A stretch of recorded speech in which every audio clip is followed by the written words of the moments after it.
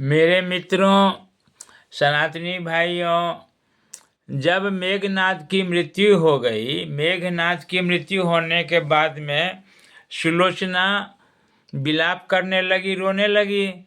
फिर उसके बाद क्या हुआ, तो सारे वानर सैनिकों ने कहा सुलोचना से कि अगर आप पति सतीव्रता पत्नी हैं तो एक हम आपकी परीक्षा लेना चाहते हैं कि इस मृत्यु आत्मा को, मृत्यु शरीर को, इनका जो है इनको हंसा दीजिए तो हम परीक्षा में देख लेते हैं।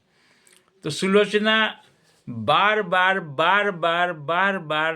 अपने पतिदेव से, पति परमेश्वर से, मेघनाद से यही कर रहे थे कि आप एक बार हंस दीजिए तो हमें सब मान लेगा कि यह पतिव्रता नारी है। तो हंसने की इच्छा हो रही थी उस मृत्यु आत्मा की। वैसे मृत्यु आत्मा हंसेगी यह बात तो असंभव थी, लेकिन पतिव्रता धर्म में शक्ति होता है तो हंसना चाह रही थी। लेकिन समस्या यही था कि कोई ऐसा बात बोले सुलोचना तब न वो हंसेंगे। तो बहुत कहने के बावजूद जब नहीं हंसे, उनका मुंह से हंसी नहीं निकले, तो अंत में सुलोचना ने कहा कि आप जब देखे कि युद्ध क्षेत्र में हम घिर गए हैं, अब हमारे सामने हमारी मौत दिखाई दे रही है, तो आप क्यों नहीं मेरे पिताजी से सहारा ले लिए, मेरे पिताजी आपको बचा देते। तब जोर जोर से मेघनाद की मुख से हंसी निकलने लगी।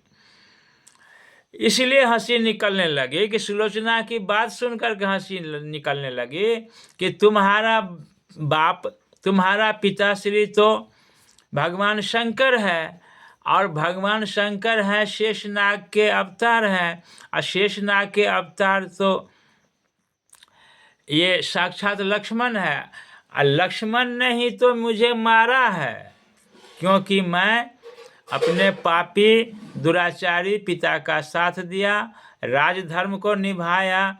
तो तुम्हारा पिता का ही शेषनाग अवतार ये राजकुमार लक्ष्मण ने ही तो मुझे मारा है, तो तुम सहायता की बात मांग रहे हो, बात कर रहे हो।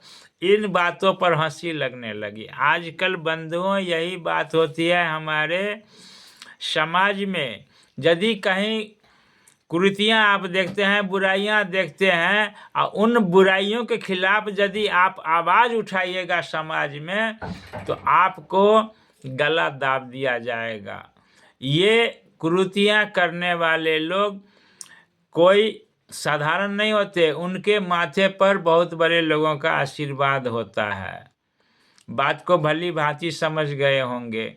किसी कार्यालय में यदि आप किसी तरह का कुरीति देखते हैं और उस कार्यालय के कर्मचारी के खिलाफ यदि आप आवाज़ उठाएंगे, तो उनके वरीय पदाधिकारी का आशीर्वाद होता है उनके ऊपर, और वो बचाव में लग जाते हैं। इसीलिए नित्य दिन अपना जितना तक हो संयम से अपना जीवन शैली, पारिवारिक जीवन शैली को बिताएं और परमेश्वर का, ईश्वर का जप करें। सभी सनातनी भाइयों को मेरा प्रणाम।